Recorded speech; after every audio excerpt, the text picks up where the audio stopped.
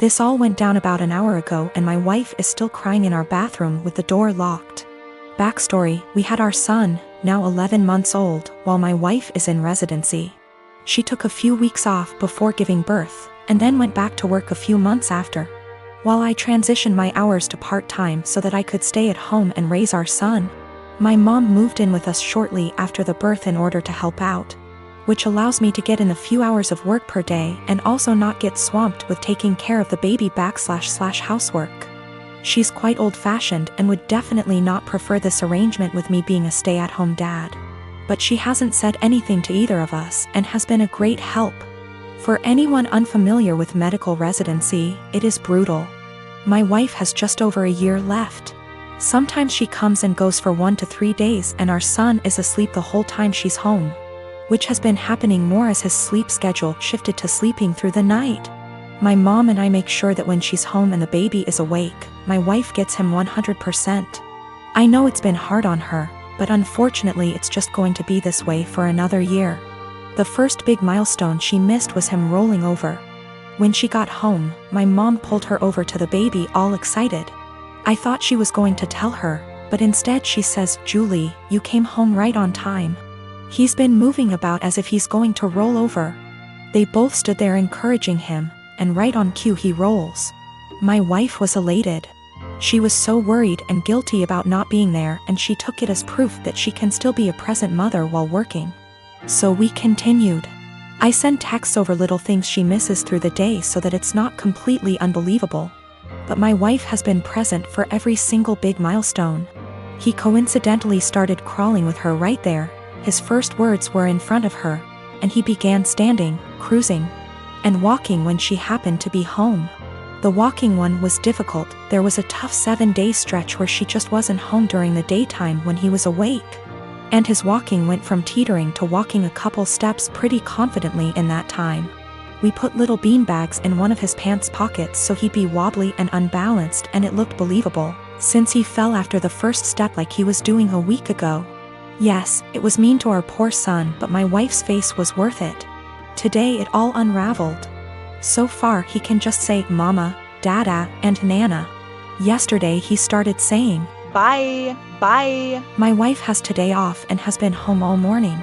My mom and I have been trying to get him to say, "Bye," all day without giving it away that we already know he can say, "Bye." Successfully got him to say, "Bye," to the ducks at the park, and we both gushed over his newest word the whole way home.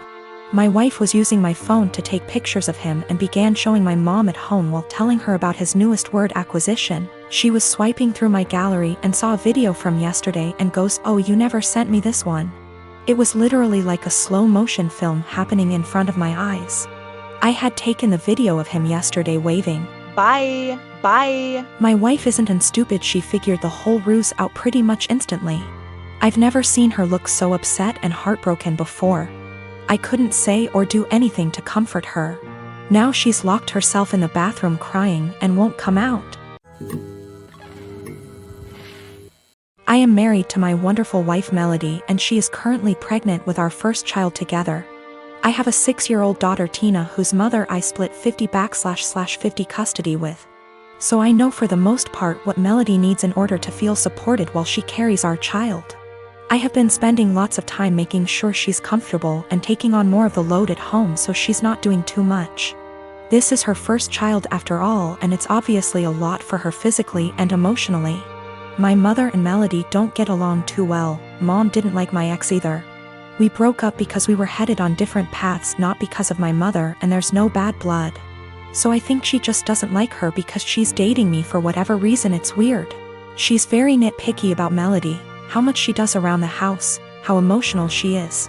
Melody already cries very easily, and being pregnant has made her even more sensitive, which is fine. The fact that she wants to be a stay-at-home mom, it just seems like nothing Melody does is okay. I do, however, stand up for her and do not just allow my mom to talk down to her. Today, before picking up my daughter from summer camp, Melody went to 3 different grocery stores to find rotisserie chicken. She's been talking about it since last night and really wanted one. She sent me picture messages documenting her quest for the chicken and finally found it. My girl was happy. Rotisserie chicken is also kind of a comfort food for her, like spaghetti, because her mom used to make one of those when she was having a lazy day and didn't feel like cooking. She was planning on serving that with some other basic sides for dinner, perfectly fine by me. My mother came by to see Tina and started telling Melody the chicken is bad for her and she should not be eating that pregnant. Melody said it's fine, she usually eats healthy and just wants this one thing she's craving. My mom went on about how unhealthy it was and said she needs to eat something else. Melody said no and went to the backyard to FaceTime her family out of state. When she came back, my mom had thrown out the food and ordered takeout, a salad for Melody and pizza for everyone else. Melody asked where the chicken was and my mother told her she needs to start being a responsible mother and eat correctly for the baby. Melody screamed, "What the is wrong with you? Why are you always such a..." to me? She then started crying and called me home. I came back and asked my mother to leave after hearing her story and said she is not to come back until she apologizes for how she treated Melody. My mom went on about how I'm choosing another woman over her, but I just think enough is enough and Melody reached her limit. She apologized to me for blowing up when Tina was in the house, but I told her it's okay, things happen, Tina is okay. And I went to find her another chicken before the store closed. My dad thinks I'm right for taking Melody's side, but my brother thinks I should always defend mom. I do plan on having a sit down with both my parents and my brother with my mom. I'll talk to my dad first, then have a family meeting. I would still want my mom around, and honestly maybe I'm just weak, but that's my mother. However, if she cannot learn to change and respect my family, then we will just have to go and see. It's hard, but it is what it is. Melody doesn't even want to completely cut her out, she just wants change as well. But I will protect Melody at all costs, and if that means cutting off my mom, then so be it. My ex and I did not break up because of my mother. We had different ideas of where our lives were going. Tina was not planned and we were already heading towards going our separate ways before she got pregnant. We tried to make it work for Tina, but that's not what relationships are about, so we split and it's working great. My ex and Melody get along great, Tina is happy and we work through things as one big blended family. My ex and Melody have talked about my mother with each other before, and that was when I realized I needed to see a therapist to work through my childhood with a mom like mine. It's a process. I'm working through it the best I can. Melody's pregnancy is going smoothly for the most part. Just exhausting and emotional, as she put it. Also, we're having a girl. We had our gender reveal. I did find her another chicken yesterday night after this whole fiasco. He's a fashion photographer, meaning he works alongside many beautiful women in his profession. Stylists, hair and makeup artists, and of course, models. This is actually how we met. I modeled my way through college and he photographed me, after which we became friends and eventually started dating. We have been together now for almost 3 years. I've since stopped modeling, but he is still a photographer. Never once in our relationship has he given me any reason to question his fidelity. With the exception of me, he has never dated or even befriended any of the models he has photographed. That was, until Rachel came into the picture. I've met Rachel. She seems like a fun chick, the type of girl who draws a lot of positive attention just by entering a room. She's beautiful, but her personality really shines through. She makes you feel like you're her best friend when you're talking to her. A very cool person through and through. That said, I'm not the only one who feels this way. My boyfriend also adores Rachel. The first time he photographed her, he stayed late at the studio and discussed ideas for their next shoot for nearly 3 hours. He was actually late for a night out with me because of it. But he's always had terrible time management, so I didn't think anything of it. The lateness has now become a steady, recurring factor in their shoots together. They hang out long after the stylists and makeup artists leave the studio. They also text a lot, and he's always smiling to himself and laughing when he reads the messages she sends him. At first he would show them to me and try to include me in on all the fun, without me asking. But he abruptly stopped doing that around 2 weeks ago. He tilts his phone away from me now when Rachel messages him. I'm not the jealous type, but if my BF had a history of doing this with the other models, I'd let it slide. The fact that he is only like this with Rachel and me, I suppose, makes me wary of what might have transpired between them. Rachel herself has stopped talking to me. We used to communicate and have an easy, casual friendship via IG and Snapchat, but she pretty much ignores me now. Guilty conscience? I don't know. The real kicker is, my boyfriend now has a photo of Rachel as the wallpaper on his phone. He's apparently proud of the concept and the editing, and claims it has nothing to do with Rachel herself. Which is totally believable, but doesn't sit right with me. I told him that and he told me I was being irrational. Rachel is single, by the way. She and her BF broke up around 3 weeks ago. I really don't want to fall into the jealous GF trope, but what else am I to think? I don't want to make crazy demands and accuse my BF of cheating on me. Even emotionally, but he really does seem to be fond of this girl in a way that really hurts me. He has other female friends and he doesn't act that way with them. He's capable of being friendly with a girl without flirting or acting suspicious, but with Rachel it's different. He has slowly become very attached to her and I feel like I'm losing him. I have expressed this to him a couple of times, but he always tells me I have nothing to worry about and that he and Rachel are just kindred when it comes to photography. The long nights, constant texting, and phone wallpaper mean nothing. Oh, by the way, she's practically naked in the photo and it wasn't taken for any sort of publication, just for fun. Am I being irrational? Unreasonable? How would you feel in this situation? What would you do? Update. My photographer boyfriend has been growing very close to one of his models, and acting dismissive of my concerns regarding their work relationship. He has a practically naked photo of her as his phone wallpaper. WTF am I supposed to think? He and I are meeting for lunch in an hour. He confessed. I'm kind of a mess right now, but I'm lucky enough to have an amazing support system and a clear head. That's all I really wanted out of this unfortunate situation. My boyfriend, sorry, ex-boyfriend, has never taken nude or even partially nude photos of me. Although I modeled in high school and university, my primary focus has always been stage acting. He took my headshots. That's how we met. Not that it really changes anything. Just a bit of insight, I guess. When we were younger and when the relationship was newer, I would accompany him to his shoots all the time. But my own career is very time-consuming nowadays. I know of multiple model/photographer relationships where they accompany each other to every shoot. And I've nothing against doing that, but I personally would rather just trust that my SO is on their best behavior. Obviously what happened here kind of squashes that, but I stand by it. If I have to be there in order to make sure my SO faithful, chances are they'll find other ways to cheat. Okay, now for the good stuff, or I guess, the bad stuff.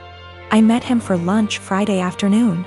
We went to our favorite sushi joint overlooking the ocean, and I ordered more than I could handle, stuffing my face while trying to decide how to broach the topic of Rachel, but most importantly, our relationship. I went into that meeting with a righteous, ass-kicking speech prepared, but I forgot every word of it almost immediately after we sat down. I guess he could tell there was something on my mind, because he asked me if I was all right, if he had done anything to upset me. Snorts. Yes, Ian, you've upset me very much, actually. As soon as I gathered the confidence to look him in the eyes, I point blank asked him, "What's going on between you and Rachel?" His mouth flew open as if he were completely and utterly taken aback by the implication, but I cut him off with, "Do not bullshit me." I tried my best not to let anger get the best of me, I really did. I wanted to stay cool, calm, and collected like so many women on this sub. You know the ones. Those intense stories of cheating husbands wherein the wife takes to relationships, garners a ton of support, and then updates us later with a well-constructed storybook post detailing the evidence she has collected against him and the meeting she had with her uncle or sibling, who just so happens to be a divorce lawyer. Yeah, I'm not a badass like that. I wish I were. But I'm honestly just an overly emotional doormat, and I knew going into this meeting that I was either going to cry or gouge his eyes out with my mind. Because I had somewhere to be later, I took a hard left and got super angry. He could see it in me, the anger bubbling over. The people in the restaurant were starting to stare at us, too. In order to save face, I threw money on the table, with tip, and told him to meet me in the parking lot. If I'd had a switchblade on me, I can't say for certain I wouldn't have channeled my inner jet and beat his to the pavement. Kidding. Totally kidding. We met inside my car. He climbed in after me, his head down as though he were ashamed or, I don't know, guilty? I asked him how, and he explained everything to me. No preamble whatsoever. The moment he met Rachel, he felt some type of way towards her. He couldn't tell whether it was just a silly crush or something more, but he knew she felt it, too. How cute. They kissed the first night they met. The night he nearly stood me up. They had crazy, emotional, forbidden intimate the night she and her boyfriend called it quits. And they've been ever since. He mentioned he has always used a condom with her, but I don't care. I'm getting tested. I should mention Rachel was the one who was broken up with in her previous relationship. I don't know why or how. I didn't ask and I don't care to know. Funnily enough, Ian said he doesn't want to be with Rachel, he wants to be with me. And he even provided text messages to show that he's the one who decided not to pursue anything with her on official grounds. But I told him I give zero about what he wants. And unless he can go // his eyes, he should get the out of my car and erase me from his mind before I erase him. I literally said that. In any case, I went home later that day and drank a lot. My friends and family, and most of Ian's friends and family, have rallied around me in support. I guess he told his mother we broke up and how it happened, because she called me this morning and said she's disgusted with her son and that if I need anything at all, she's always there for me. For real, I'm going to miss his family. They're good people. The best people. This is my first adult breakup, by the way. The type of breakup where you're required not only to break up with your so but with their family and friends, as well. These people you've spent so much time getting to know and growing to love, are suddenly not in your life anymore and it's, well, it's kind of daunting, really. Daunting and sad and infuriating all at the same time. So, that's the conclusion to this story. That's what happened. P.S. He admitted to cheating with Rachel and then I dumped his. So far, his mother, his teenaged stepbrother, and 2 male friends of his, have reached out to me saying how disgusted, ashamed and embarrassed they are on his behalf. On top of 3 mutual friends. It hasn't been 2 days yet. I recently got married to Matt. Matt has a stepsister, Tiffany. I have met her less than 10 times in the 5 years I dated Matt as she doesn't live nearby and is not close to my husband. However, she was invited to our wedding. I should mention that Tiffany is very attractive. She is pretty, with a currently fashionable body type. She also dresses well and spends money on her appearance. This is well known, and even though I've only met her a few times, whenever she is brought up by my in-laws she always mentioned as being very invested in her image. I don't begrudge her this at all. The ceremony went fine, but afterwards, while my in-laws were congratulating me, my father-in-law commented that I looked beautiful, and in the next breath mentioned Tiffany did, too. His wife caught his eye and shook her head, but I ignored it. When Tiffany came over to say congratulations, she looked stunning. Her dress was beautiful and fitted her perfectly, her hair and makeup looked like they'd been done professionally. And she was wearing a pair of obviously designer shoes. Her outfit was totally appropriate for the event. But I was still weirdly upset by how she looked and immediately felt self-conscious next to her. Even Matt told her she looked great, and they rarely talk. For the rest of the night, every single male guest at the wedding asked about Tiffany, who she was, how I know her, if she was single, etc. By the speeches, I was fed up and almost in tears, and even the best man mentioned her in his speech off the cuff. I let it go, went on my honeymoon, and tried to forget the whole thing. We came back about a week ago, and this past weekend had dinner with my in-laws. Tiffany was visiting, and we learned that she had got engaged. She showed us her comically large ring and said she was planning to have the wedding next year and that it would be a black tie event. Before I could stop myself, I jokingly said that I was pretty sure I'd already been to her wedding. I was the one in the white dress. She asked what I meant, And I thought there was no point in lying, so I just admitted I felt she upstaged me at my wedding. She laughed and said, "You can't upstage a bride." I asked if I could wear white to her wedding then, and she shrugged and said, "If you think it'll help." She then apologized if I felt her outfit was inappropriate. My in-laws moved the conversation on, and we went on with dinner. When we got home, my husband blew up on me, saying I embarrassed him by being petty and jealous of Tiffany. He said he doesn't even like her, but even he knows she can't do anything about what she looks like or the clothes she can afford. And I made myself look bitter and childish, and him by association. I admit it wasn't my best moment. But I thought he would at least understand how I felt given that he heard everyone's comments that night. He's demanding I apologize to Tiffany and his parents, but I don't think I said anything that heinous.